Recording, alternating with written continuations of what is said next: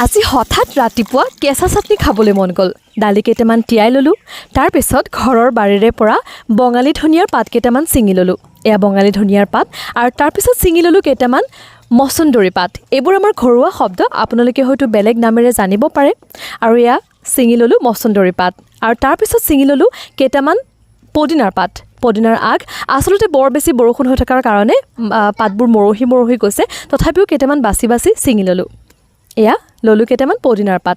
তাৰপিছত কেঁচা জলকীয়া নহ'লেতো চাটনি কেনেকৈ হ'ব নহয় জানো, গতিকে ছিঙি ল'লোঁ ঘৰৰ কেইটামান কেঁচা জলকীয়া আৰু তাৰপিছত ঘৰৰ বাৰীৰে নৰসিংহৰ কুমলীয়া পাত কেইটামানো ছিঙি ল'লোঁ। এয়া নৰসিংহৰ কেইটামান কুমলীয়া পাত আৰু ৰেডি হৈ গ'ল আমাৰ গোটেইখিনি বস্তু। তাৰপিছত আটাইখিনি ভালকৈ ধুই মেলি ল'লোঁ আৰু তাৰপিছত নহৰু আৰু আদাখিনিও ৰেডি কৰি ল'লোঁ আৰু গ্ৰাইণ্ডাৰত দি নিমখ অকণমান দি গ্ৰাইণ্ড কৰিলোঁ আৰু তাৰপিছত ৰেডি হৈ গ'ল এয়া আমাৰ চাটনি। আৰু ইমান বেছি ধুনীয়া গোন্ধ আহিছিলে আৰু ইমান খাওঁ লাগি আছিলে, গতিকে বাই বাই।